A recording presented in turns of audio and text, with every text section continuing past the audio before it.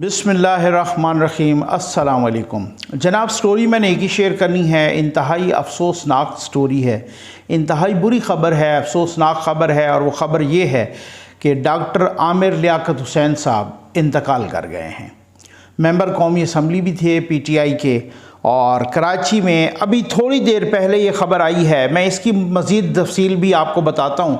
अभी थोड़ी देर पहले ये ख़बर आई कि उनके एक मुलाजिम ने, जावेद नामी मुलाजिम ने कहा कि जब सुबह हमने अब नाक किया कमरा तो आवाज़ कोई नहीं आई, और उनके बकौल वो जब कुंडी तोड़ के अंदर गए तो डॉक्टर आमिर लियाकत साहब बेहोश पड़े थे।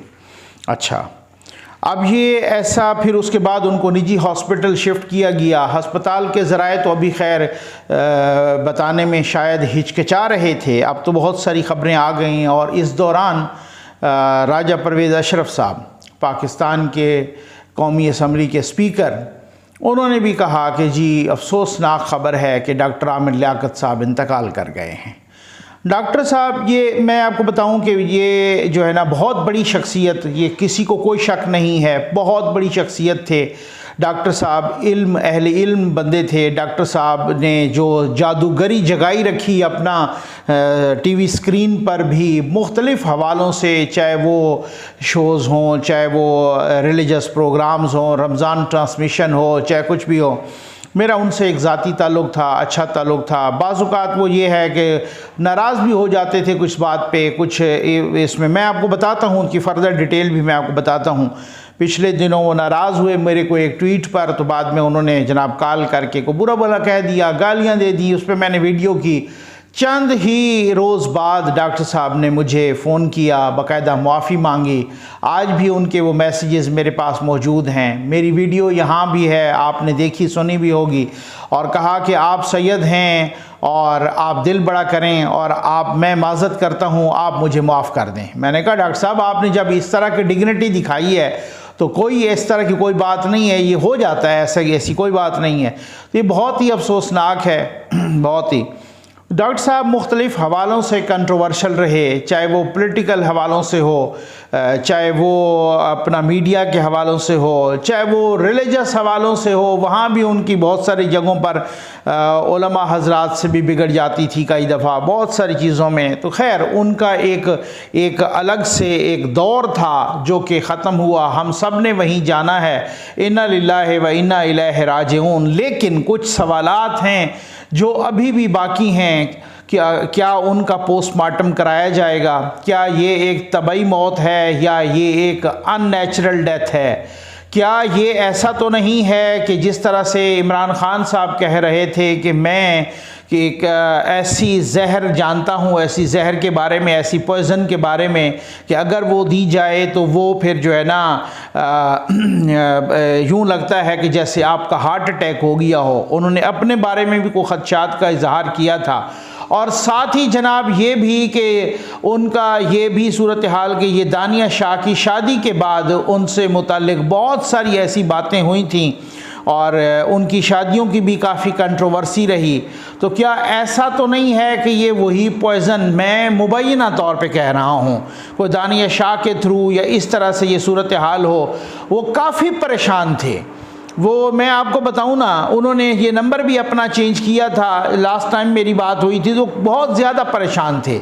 जब ये उनकी डिवोर्स हुई थी वो सेकंड वाइफ से, तो उस वक़्त मेरे से बात हुई, तो वो उस वक़्त जब उन्होंने कहा, जब ये दानिया से उन्होंने शादी की थी तो मुझे बात करवाई थी मेरी, और मुझे कह रहे थे कि भाई नकवी साहब ये सराइकी हैं, ठीक है ना, आप इनसे सराइकी में बात कर लें। तो फ़ोन पे मेरी बात करवाई तो वो सराइकी, उसके बाद भी बात होती रही। तो वो काफ़ी जो है ना उसके बाद खुश थे। फिर भी ये बीच में जब ये आया सिलसिला और ये सारा कुछ, उनकी जो वीडियोज़ रिलीज़ हुई, लेकिन आखिरी बयान उनका जो आया था वो ये भी था कि जी इनको उन्होंने इमरान ख़ान को और बाकी लोगों को इनको कहा था, शहजाद अकबर को गालिबन और बाकी लोगों को इनको कहा था कि जी मैं तो पाकिस्तान छोड़ के जा रहा हूँ, लेकिन मैं जाने से पहले आप लोगों को बेनकाब करके जाऊँगा।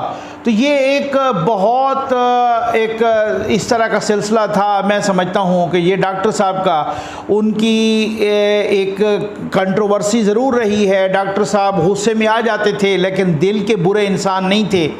तो अल्लाह ताला उनको बख्शे, उनको गरीक़े रहमत करे। हम सब ने वहीं जाना है, उधर से लौट के किसी ने नहीं आना।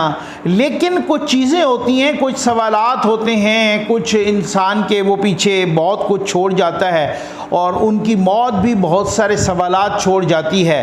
तो कुछ इस तरह की चीज़ें हैं, कुछ इस तरह से की सूरत हाल है। ये किस तरीके से, क्या ये नेचुरल डेथ थी या ये अननेचुरल डेथ थी, क्या उन्होंने, क्योंकि इसका पता चलना चाहिए ना, क्या उन्होंने परेशानी में मुबैना तौर पे ख़ुदकुशी तो नहीं की कहीं पर, कहीं उनको किसी ने कोई मारा तो नहीं है, कहीं पर उनको उस परेशानी की वजह से हार्ट अटैक तो नहीं हुआ। तो ये सारी चीज़ें ना इनका जवाब आना चाहिए।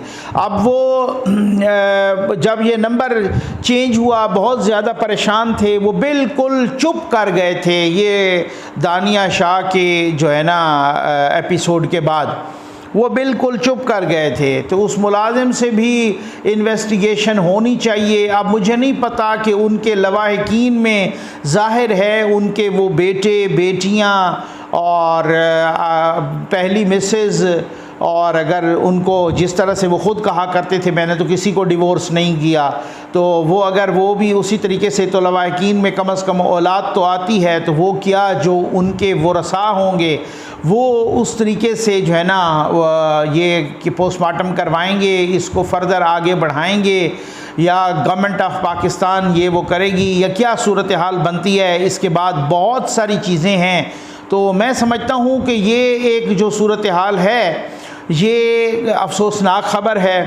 वो पीटीआई के एमएनए भी थे, लेकिन वो पीटीआई के बारे में कह चुके हैं कि ये मुझसे इन्होंने ही किया। हालांकि आपको याद होगा कि डॉक्टर आमिर लियाकत हुसैन मरियम नवाज़ साहबा के बारे में भी बहुत गलत बातें करती थी और मरियम नवाज़ साहबा ने उनका कभी कोई जवाब नहीं दिया। नो डाउट कि उनका हो सकता है कोई सोशल मीडिया सेल ने जवाब दिया हो या कोई इस तरीके से।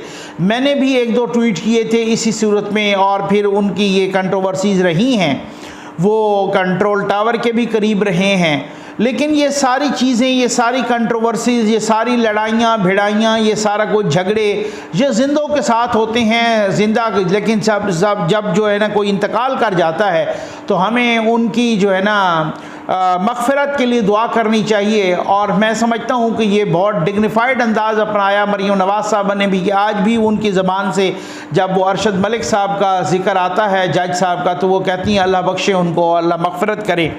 तो इसी तरीके से, लेकिन ये इसका ज़रूर इसकी इन्वेस्टिगेशन होनी चाहिए। और वो इन्वेस्टिगेशन ये है कि वो कह रहे थे कि जी मुझसे ये सारा कुछ जो मेरे ख़िलाफ़ करवाया है, ये डॉक्टर दानिया शाह वाला, या फिर उसकी जो वीडियोज़ रिलीज़ हुई, इस पर वो काफ़ी परेशान थे और वो कह रहे थे कि आपने मेरी इज़्ज़त को तार तार किया है।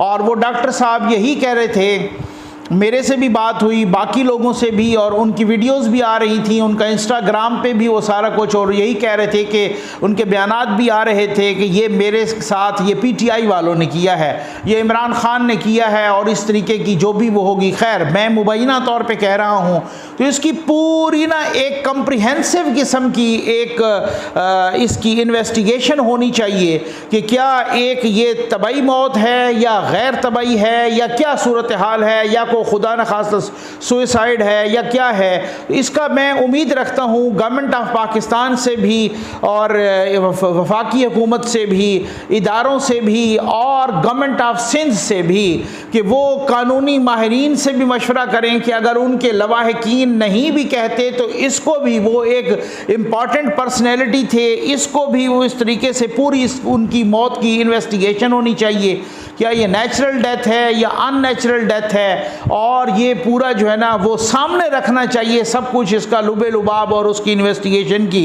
क्योंकि इससे पहले आपको पता है कि खादिम हुसैन रिजवी साहब की मौत भी अभी तक लोगों से हज़म नहीं हुई।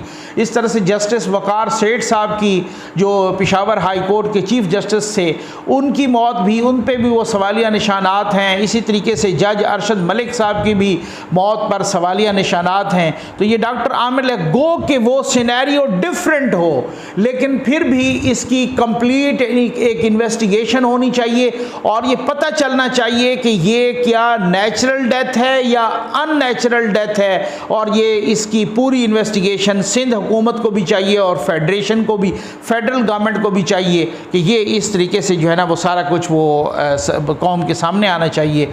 आपका बहुत बहुत शुक्रिया।